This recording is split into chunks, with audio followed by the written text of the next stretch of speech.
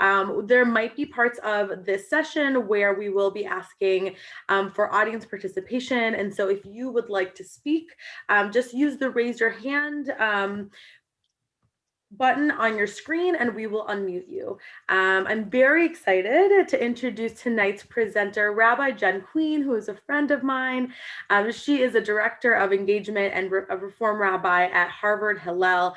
Prior to ordination at Hebrew Union College, the Jewish Institute of Religion in 2019, Jen worked in sexuality education and reproductive justice advocacy and earned a master's of public health from the George Washington University School of Public Health.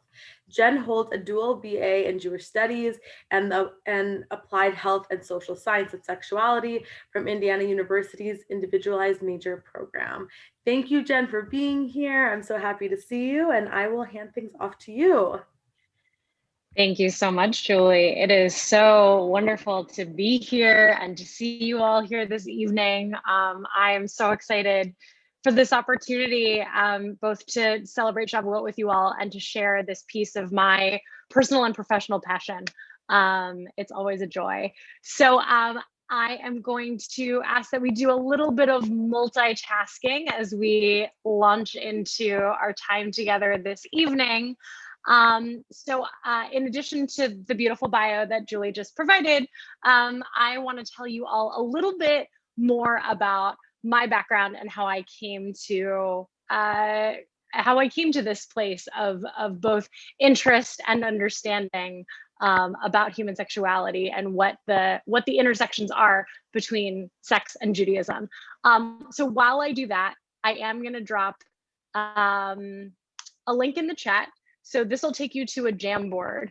So while I'm chatting, I would love for all of us so the way that this works is you will add a sticky note. And on one side, I would like for everybody to think about either it's view only. Neat, thank you. Manage and edit, thank you so much. Okay, that should be better. So on one side, I would love for folks to contribute any assumptions that you either hold yourself or have heard out in this big crazy world of ours about sexuality and religion, and or specifically sexuality and Judaism. So that's going to be on what is my left-hand side under assumptions. And on the right-hand side, I would love for y'all to add a sticky note with any questions you may have about anything that might fall under the umbrella at the intersection of Judaism and sexuality. Cool? Cool. So, all right. So what wasn't part of my professional bio is that right after my bat mitzvah, I moved from pretty liberal South Florida to outside of Dallas, Texas. And during that time, I experienced what I can only describe as extraordinary culture shock. We were thrown into pretty much my first day of 8th grade, this Mean Girls style sex education classes. I just, if nobody's seen Mean Girls, it's about high school, it's about mean girls. But basically there's this one scene in the movie where it's sex ed and the gym coach is tasked with this, this incredible opportunity, and he says, don't have sex, you'll get gonorrhea and you'll die. Here, have some condoms. And the only way that I can describe my sexual health education at my Texas public school is to say it was just like Mean Girls, but they didn't give you condoms. And they told you absolutely don't have sex until you're married, but didn't really give you any constructive information, answer any questions in like a reasonable, thoughtful way. It was just, all of the negativity, all of the bad outcomes. And I, needless to say, was confused and frustrated by this combination of puritanical attitudes and relative ambivalence with which the people around me outside of school were talking about sex and sexuality, which of course led to rampant disinformation and frankly, some really dangerous behavior that I noticed was not only consistent throughout my high school experience, but it was also pretty consistent by the time I got to college at Indiana University. And so I showed up at Indiana University. I like to say, I showed up for the Jewish studies. I stayed for the human sexuality. Indiana University, as many of you may know, is the home to the Kinsey Institute, the foremost center for research on sexuality, reproduction, and gender in this country. They have an incredible public health program. And while I was there, I got really, I was an RA, and again, was faced with all of these, not just disinformation, but actually in real time, very, very risky behavior that, that the residents on my floor were coming to me with and saying, well, what do I do? How do I deal with this? Like, this just happened to me, and now what? And they seemed to know more about, the rules of football than what was going on in their actual human bodies. And so, because there were so many resources at my disposal, I felt like it would have been a missed opportunity to not learn a little bit. And I was so excited. And, as many of you have, have noted on our fun jam board here, which I will share just so everybody can see what I'm looking at and we can all look at this together. So, I came into these situations with both very positive and very negative assumptions and associations about Judaism and religion writ large and sexuality. I came from a very liberal family and originally a very liberal community that said, absolutely, sex is part of the human experience. We have generally healthy, open attitudes about most human things, including sexuality. But also, that there was, this kind of fairly patriarchal structure attached to a lot of our approaches to relationships and sexuality. There, a lot of really unhealthy and imbalanced gender dynamics. And generally, what I noticed, not about my community specifically, but about kind of the cultural water that many of us swim in when it comes to religion and sexuality, is that most people assume that, a lot of people assume, I will say, that religious spaces and religious individuals are pretty repressive when it comes to sexuality and matters of the human body. And we'll get into a little bit about where that came from. But I knew from, the combination of my own experiences that there had to be a better way through this. There had to be a way that we could bring, our modern contemporary senses to every aspect of our lives in order to help, I wanted to help people lead the most healthy, full lives possible. And nothing really gets at that quite in the way that I think Jewish thought does. And so far as I understand it, Judaism really approaches sexuality as simply and significantly a piece of human experience. And I will come back to these questions in a little bit. So at this point, I'm going to, share this with you. So if you want to look at it on your own screen, you can look at it on your own screen. Actually, I'm going to have everybody look at it on their own screen because I would like to see all of your faces. So I'm going to drop this link in the chat to our source sheet.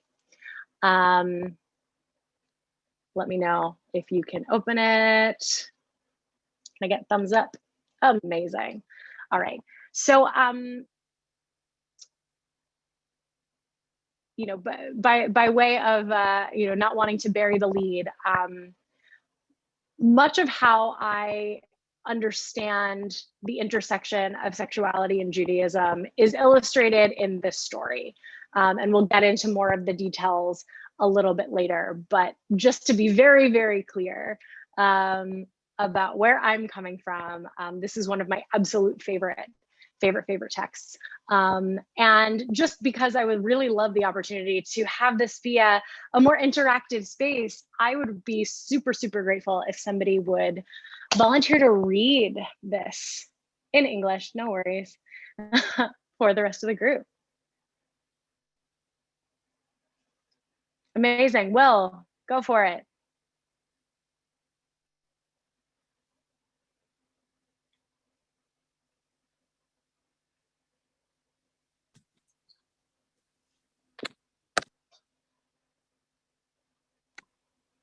Hi, we're playing with the mute button here.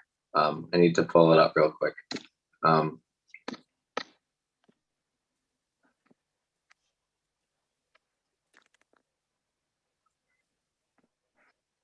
right, do you want to read another one a little bit later and someone who has it up can read for now? We are almost there.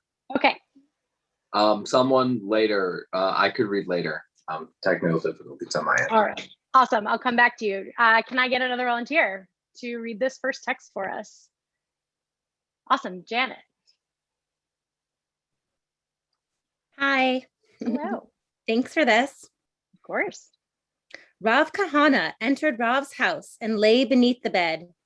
He heard Rav chatting and laughing with his wife and seeing to his needs.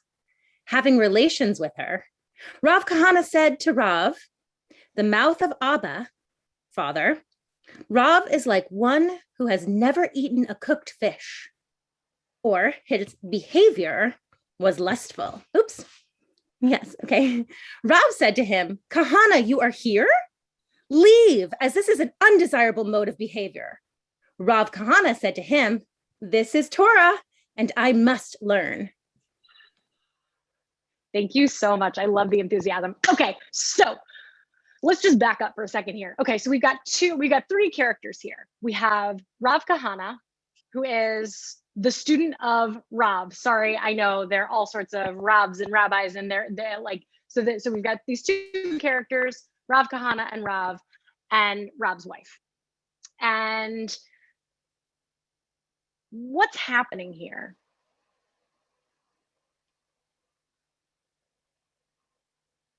Can somebody just give us like a quick breakdown of the action? Just to make sure we're all on the same page. Amazing, Andrea. The student is hiding under his teacher's bed and Yep. listening to him to see what will happen. And they laugh and they chat and they have sex. And the student voices a criticism. That, but I don't know what to do. I don't know the Hebrew well enough to know whether lustful is criticism, but never having eaten a cooked dish does imply something missing in one's experience. Sure. And the teacher says, what you're doing, listening in from under the bed, is not okay. Get out. And the student says, sex is Torah, marriage is Torah, and you're my teacher. I'm in class. Amazing. Thank you so much, Andrea. Right. So we have the student sneaking into his teacher's house, hiding under his bed. The teacher and the teacher's wife have sex, and clearly the student is there observing in some way or another, makes some sort of comment, judgmental, maybe just noticing, just kind of like mindfully noticing what's happening, maybe.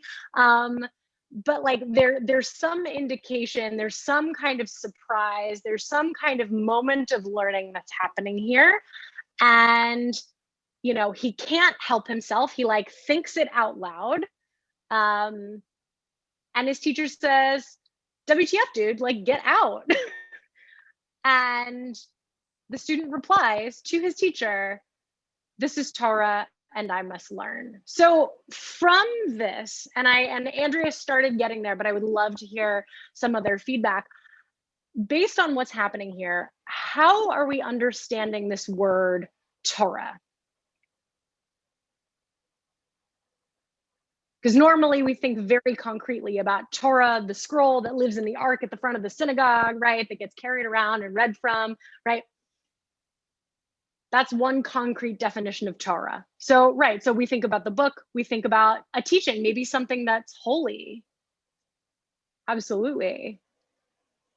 Like this, you know, some idea of an experience needing to be learned about and needing to be explored and explained. Torah as instruction or guidance, Torah as wisdom or learning. Right, life. It is a piece of human life. And in that, it is, I think, and I hope by the end of our time together tonight, you will agree that sexuality is something that is a part of our, yes, average everyday lived experience, and something incredibly special. I like to note that, you know, when we talk about holiness in Judaism, this is kind of a side note, when we talk about holiness in Judaism, the word for holiness shares a root with the idea of separate or set apart, right? And sexuality, so far as I understand about Judaism's approach to it, is something that is, yes, a normal human lived experience, and something that is just inherently different from any other interaction in which we partake in our lived experience. It is something separate and special and set apart, and thus it has the potential for holiness.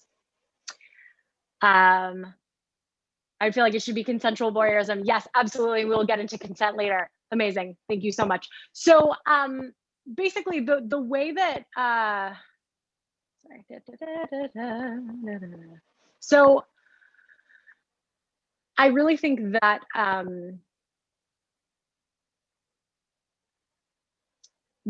so all of this is to say that, you know, as in our next piece of text, Daniel Boyer really extrapolates on this rabbinic mindset when it comes to sexuality. He says the rabbis understood the human being as a body and sexuality as an essential component of being human. However, there is a ton of influence. So, you know, I also really love to point out that Judaism has always, apart from, you know, like when in biblical times, the Jewish people was, you know, a sovereign nation, like the one and only time before relatively recently. Judaism, for most of its history, has been a minority culture within a majority idiom. And nothing happens in a vacuum. We absorb other pieces of other cultures. We exchange pieces of our culture for that which is happening around us. There's always been, even in the most stringent of communities around Jewish law, there's always been some exchange of ideas and some porousness when it comes to how we approach the world around us. And I say all of that to tell you that when our texts were being written down and codified in, you know, in the 1st century CE, Platonic dualism was the thing. And Platonic dualism is basically at its core this idea that we have a body and we have an intellect or a spirit.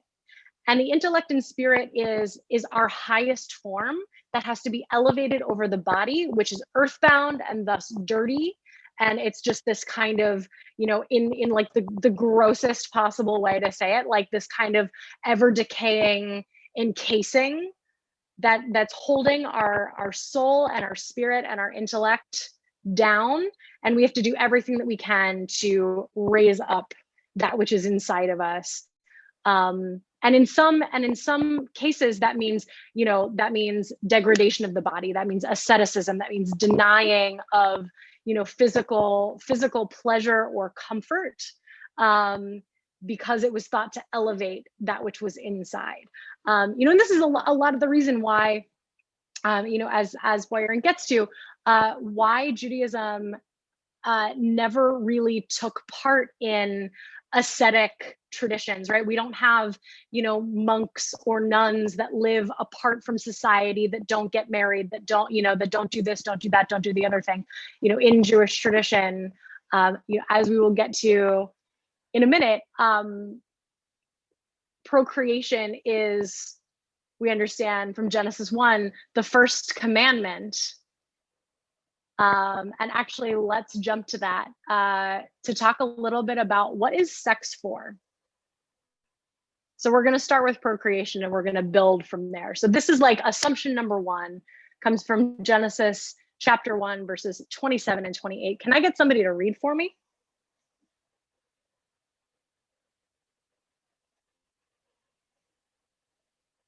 I must start to volunteer people.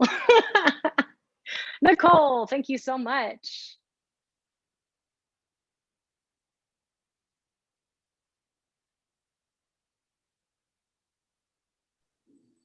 There we go. Okay. So right here it says Genesis 1. God created the human in God's image. In the image of God was the human created. Male and female were created. God blessed them, and God said to them, "Be fertile and increase, fill the earth and master it, and rule the fish of the sea, the birds of the sky, and all the living things that creep on earth." Amazing. Thank you so much, Nicole. So, as we know, right, as from our assumptions category on our Jamboard, right, this be fruitful and multiply, like there's an emphasis of the purpose of sex on procreation. And of course, like if you want a human species, they need to procreate. And we see the importance of this commandment throughout the Torah, including many allusions to it throughout other biblical texts and commentary, even on verses that are seemingly totally unrelated. But I will say, spoiler alert, procreation is not the only thing that sex is for in the Jewish imagination and in the Jewish thought process. It might be the first thing, it might be the primary thing, but it's not the only thing. So can I get somebody to quickly, actually, you know what, I'm just going to read. So for example, there are all sorts of allusions to this idea of being fruitful and multiplying and procreating. So for example, in the book of Exodus, in chapter 38, we start to learn about all of the instructions for the building of the Mishkan, right? This is the traveling sanctuary that after the Exodus, right? If we remember what happens at Passover Seder, right? The Israelites cross the sea into freedom and they wander through the desert. And right about now, we're, about to receive Torah. And right after that, once they get Torah, they set about building the Mishkan, this traveling structure in which the Torah is kept and in which God might descend upon the people and be among them. And this came with explicit, like painfully detailed instructions, one of which was the following. Moses made this washing basin out of copper and a stand of copper from the mirrors of the women who performed tasks at the entrance to the tent of meeting. So what in the world does that mean? So Rashi, our favorite 11th century French biblical and Talmudic commentator, said the following about this mirror situation. What does this have to do with Genesis 1? You're about to find out. Can I get somebody to read for us?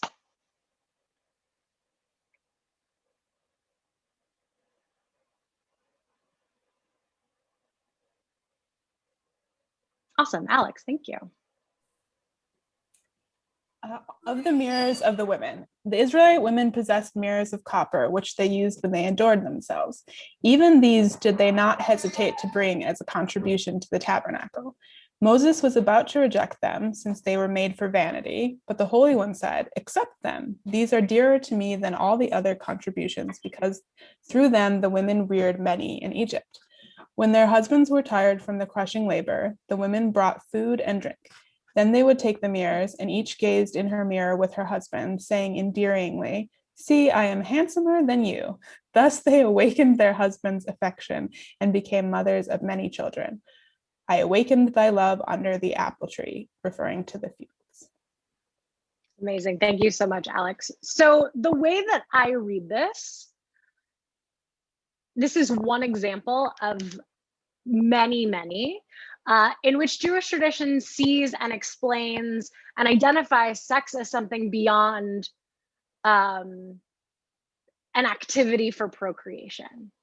So to me, this commentary points to Judaism's acknowledgement of the necessity of interpersonal, emotional, and physical intimacy to our own sense of our own humanity, as something that, in addition to being, serious and special and set apart, it can also be fun and playful, and most importantly, pleasurable, even when people are at the lowest of low, which, in this particular story, right, we see, this is a snapshot of a moment from, the Israelites' enslavement in Egypt, right? They're enslaved people. They are worked to the bone. They are exhausted at the end of every day, and yet they are able to connect with each other on this level. And these women, yes, of course, like, they became mothers of many, right? But what the text doesn't explicitly say is they are tapping into theirs and their husbands' humanity in these interactions. And even at the lowest of low, they can still have these really holy moments of connection.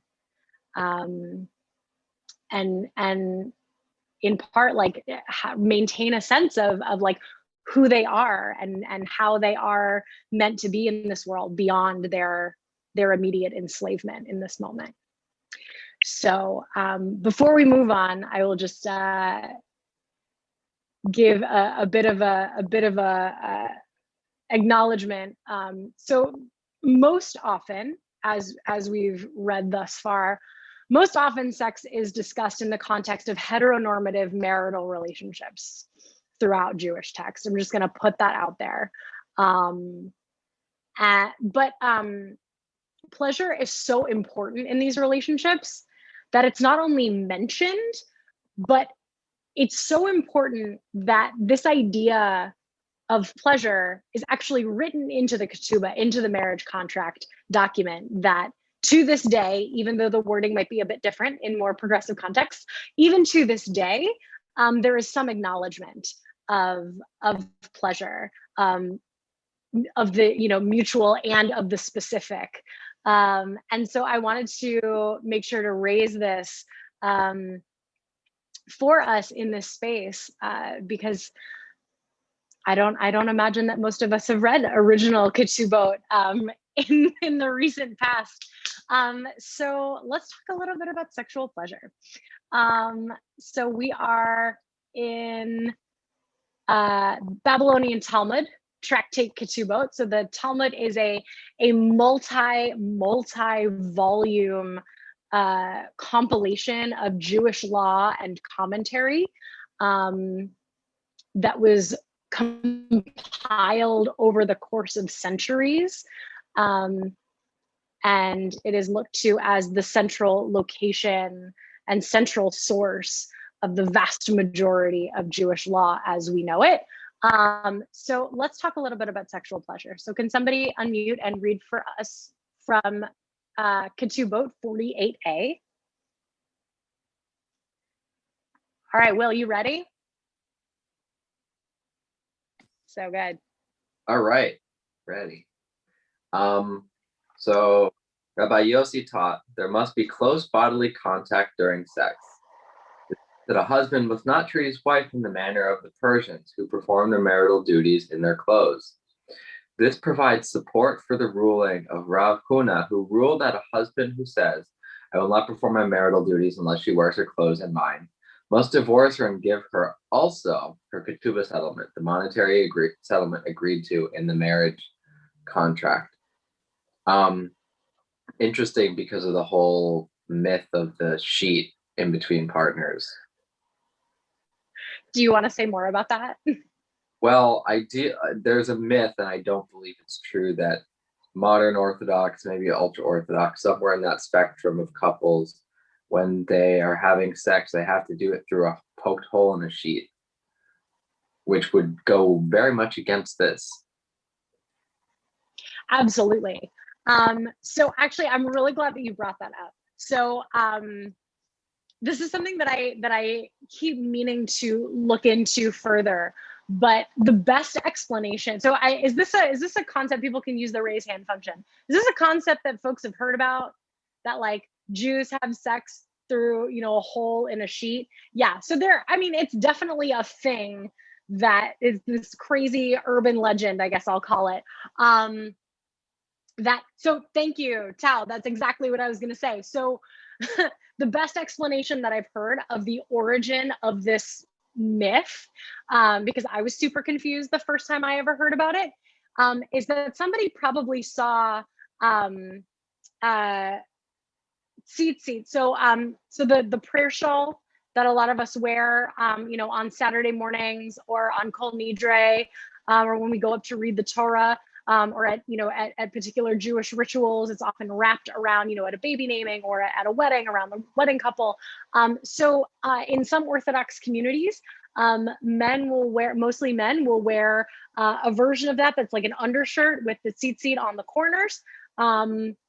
And so, of course, it's basically a sheet with a hole in the middle for your head. And somebody likely saw this hanging on a laundry line, and you know, and mine went straight to the gutter, which is really unfortunate. You know, this is what happens when we assume. But yeah, I mean, so we can see from this text in particular, one of many, many, many, many, that not only is it looked down upon to have any kind of barrier between, but like actually, like there's no way that this would be a practice that, you know, that's taken up by the Jewish community, because this physical intimacy is understood as incredibly primary, not just because it feels good, but because of the inherent understanding that it leads, that physical intimacy leads to increased emotional intimacy, and vice versa. Emotional intimacy has the opportunity to engender more like physical feelings, and like that closeness, like they are both necessary in order for,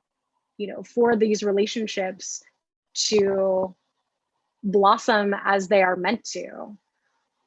Again, very often talked about in the, you know, in the context of heteronormative marital relationships, because this is the context, this is the time and place in which these folks were writing. But I don't think that this is necessarily meant to be to the exclusion of unmarried folks, but we'll get to that in a little bit. So right, so this is the beginning. So not only are we talking about, you know, engendering both physical and emotional intimacy, but actually the fact that we can read a lot of these marital laws as incredibly, I would say, incredibly progressive and female-centric. Again, in the context of this heteronormative relationship. So for example, you know, from Exodus, from this line in Exodus, there's lots and lots of writing within Ketubot. But so in Exodus, we talk about in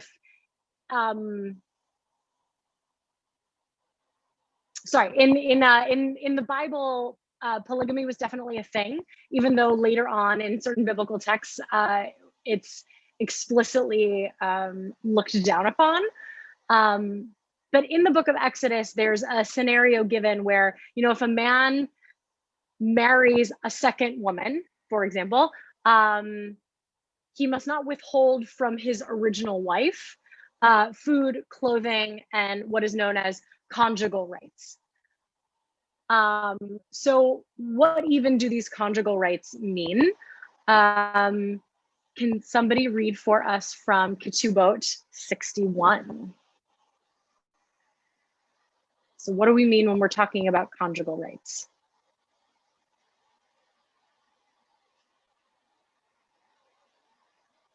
I see Will's hand is still up, but he already read. Fern and Aviva, maybe? Curtis.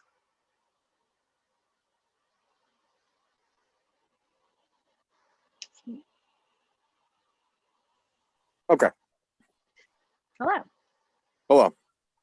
Exodus 21:10. Oh, wait, no, the next one. Oh, Ketubot 61b. Yep. Regarding a husband's obligation to his wife in marital relations. Students may leave home and travel to learn Torah without their wives' permission for up to 30 days. Laborers may leave home without their wives' permission for up to 1 week. The set interval of a husband's conjugal obligation to his wife stated in the Torah, unless the couple stipulated otherwise, varies according to his occupation and proximity to his home. Men of leisure, who do not work, must engage in marital relations every day. Laborers must do so twice a week. Donkey drivers once a week. Camel drivers once every 30 days. And sailors every 6 months. Amazing. Thank you so much. All right. So yes, absolutely, Andrea. Right. So the couple has the agency to determine not just that sex happens, but how often sex happens. But just in case they don't, we have a mandatory minimum here laid out by Jewish law. I would love to hear some feedback. Like, how does this land with folks? Like, that there is a mandatory minimum for sexual contact. And what do we, like, what purpose do we think this might serve? Yeah, Ed. Thank you. I ran into this. Can you hear me? You're very, very quiet. Sorry. Well, hopefully. Okay, because I ran into this because I've been doing the Daf Yomi this cycle, which has been very amusing. But I thought, yes, the merchants, this could affect your job. It probably suggests you shouldn't join the army or something like that, because what would happen to your spouse, and God forbid you go too far away. It's quite charming to think that there's this mutual attachment, but really it probably precludes certain lines of work. So. Yes, absolutely. So actually, well, when it comes to, so this is another piece of Ketubot, and I'm sure you'll get to it.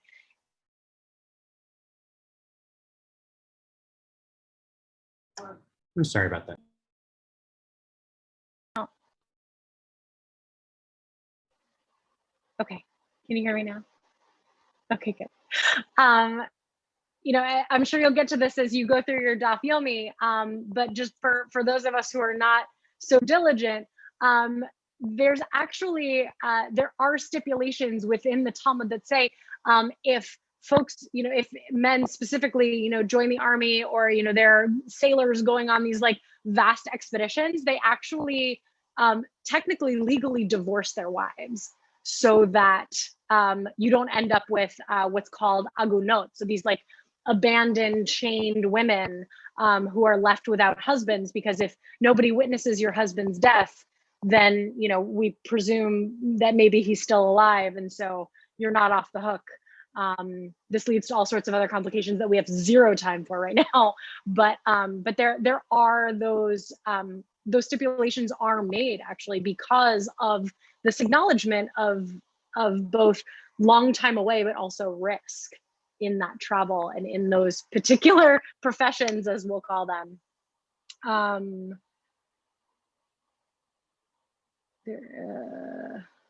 just scrolling through to see what other folks have mentioned. So, right, what went this before? Lots of Jewish babies. We like that the onus is on the man and not on the woman. Are there laws if a woman can refuse sex? Absolutely. We're going to get to that in 1 second. Ben says it still feels patriarchal because it's a group of male rabbis stipulating how frequently men should have sex with their wives, and implies the wives will always want to have sex. So in part, one can read it that way, for sure. And I so appreciate folks' sensitivity to exactly that. So that said, I also have found it really beautifully interesting, comforting, to know that, within Jewish writing and tradition, it's not just, that while procreation, and thus, sex is incredibly important. And we want to ensure that it happens, and ensure that it, happens early and often, so to speak. And I lost my train of thought. While it's incredibly important, consent is also a central aspect of how the rabbis understand sexual contact and what is required of that situation, and of the people, of the parties involved. I could teach for hours and hours and hours on this particular topic. I wrote my rabbinic thesis on it. So if anybody wants more on consent and more on sexual violence in Jewish texts, please holler at me. But I've just brought a couple of texts just to illustrate what I mean by the centrality of consent. So we understand, most of these situations are talked about in the context of marriage. Marriage is not a requirement. Consent absolutely is.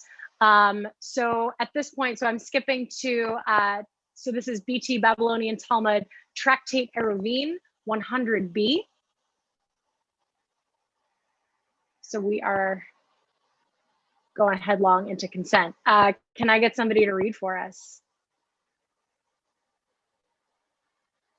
Awesome, Brett. Oh,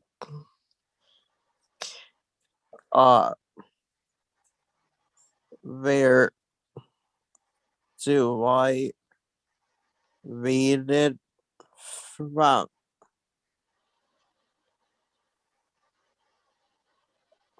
I'm trying to.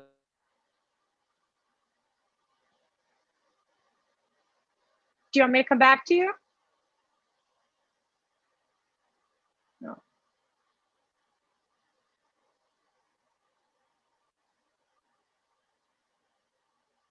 I don't know where you went. All right. Sorry about that. All right, Ronald, do you want to read for us from Eruvin 100b? Sure. Okay, I will. Great, thank you. Here we go. Rami Bar Hama said, that Rav Asi said, it is prohibited for a man to force his wife into conjugal mitzvah, i.e. sexual relations, as it is stated, and he who hastens with his feet sins. Proverbs 19:2. The term his feet is understood here as euphemism for intercourse. Rabbi Yehoshua ben Levi said, anyone who forces his wife to perform the conjugal mitzvah will have unworthy children as a consequence. Rav Ivka Bar Hinana said, what is the verse that alludes to this? Also that the soul without knowledge is not good. Proverbs 19:2. If intercourse takes place without woman's knowledge, i.e. consent, the soul of the offspring will not be good. Awesome, thank you so much. So what are we, I can tell you how I read this, but I'm curious to hear how this lands with everybody else. What do we understand the rabbis to be saying?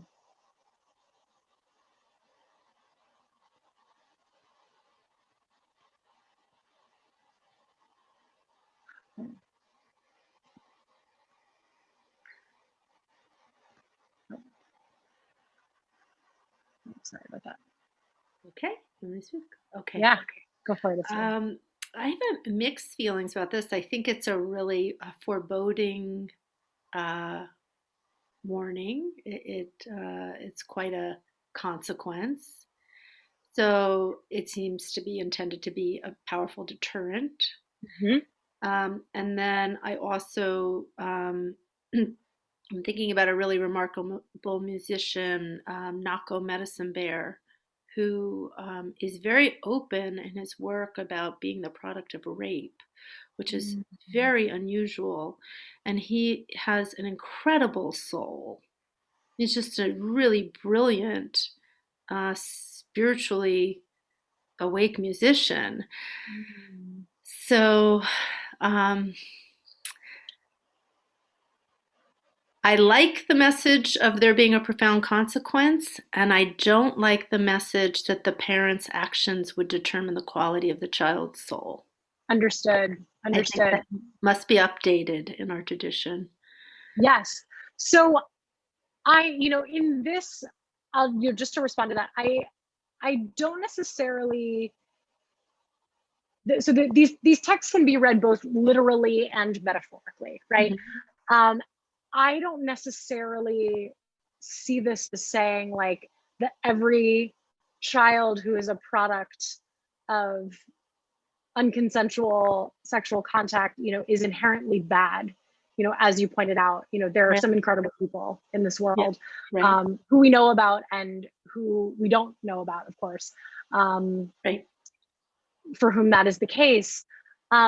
What I think this is saying is that our actions, and particularly the actions that we take in these incredibly sensitive, personal, vulnerable moments, matter, not just in those moments, but they reverberate out into the world. Mm-hmm.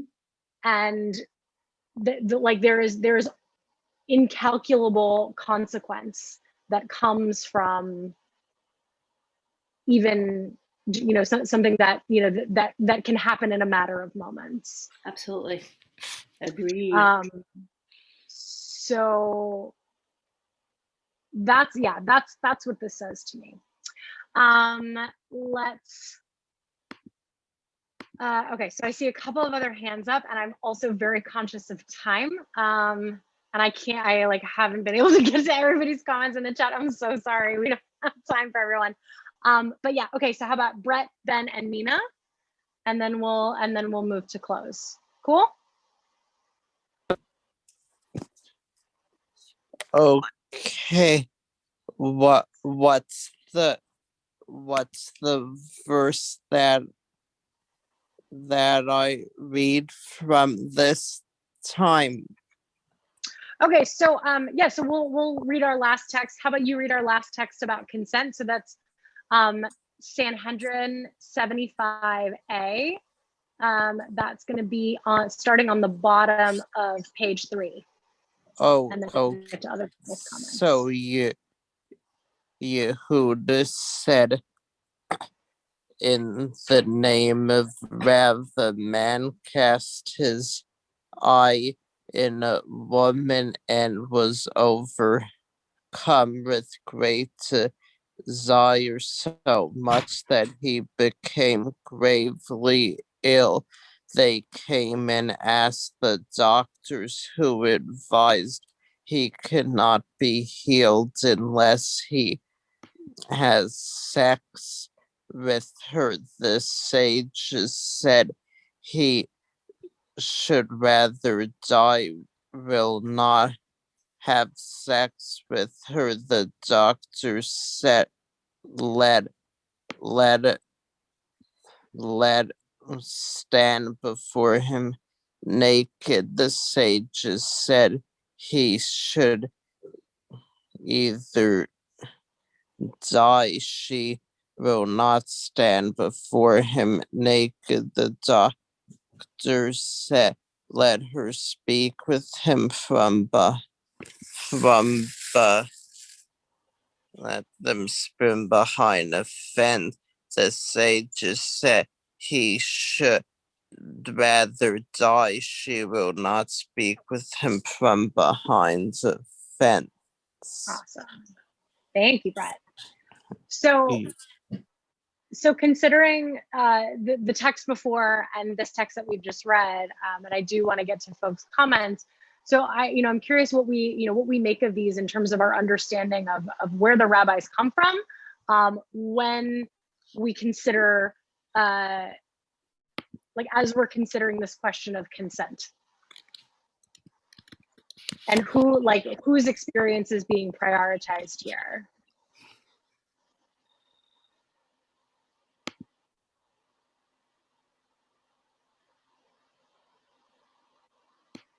Right. So, so to Kim's comment, right? So this man is so melodramatic, like no man is going to die from not having sex. He was obsessed. Right. Exactly.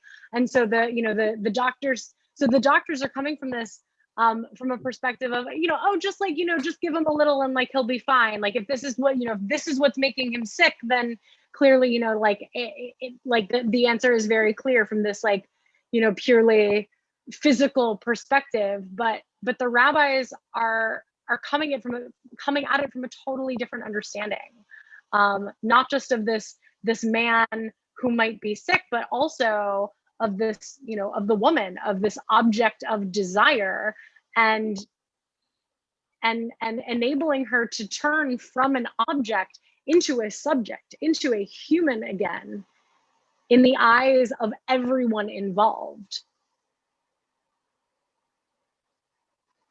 And while the utmost, so one of the utmost Jewish values is that of pikuach nefesh. Like we are allowed to break every other rule for the sake of saving another human life or preventing harm to come of another person. And so, so on one hand, we could see, the doctors saying, well, this man is sick and should be cured, but at what cost, say the rabbis. And they are prioritizing not only the bodily integrity, but the humanity of this woman who is being objectified. And I take a lot of heart in that, especially, I've seen, a couple of these questions, like so all of these texts are written from and written for the male perspective. And yet here we see so much, the respect that is due of a human life when it comes to women as well. And to me, this is not just about men and women, right? This is about people, and this is about how we are with one another and how we want to show up in the world. And that everybody, regardless of, their bodily presentation, regardless of like where in the world they come from, or, how they show up, every single human is owed that respect and that honor of their bodily and human integrity. And I just to say in closing, in the words of one of the foremost thinkers in Reform Jewish ethics and theology, Jews were human in sexual matters. They created an extraordinary way of life in which sex was but another means of ennobling our total existence. Our new knowledge of human sexuality has taught us, despite the furtiveness and guilt, which is our legacy from previous generations, that sex is fundamentally important to existence. Nonetheless, even with our new sexual sophistication, we are still often surprised to discover how extensively sex permeates everything we do.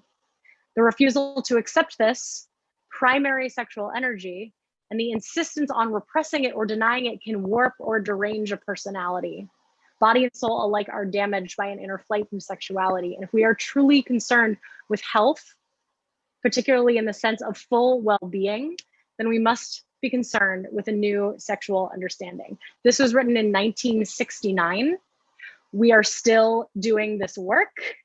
And I am so very grateful to have had the opportunity to bring some of this to y'all. And again, I wish we had all the time in the world. We could spend all night every night on all of this and never be fully done with it. And that's what I love so much about Judaism and Torah and text study like this. And I wish you all a beautiful Shavuot and a night of learning and growth and wholeness. And if you want to be in touch, I would be more than happy to chat. I'm going to drop my email in the chat, and definitely be in touch with questions, comments, anything. And thank you all so much.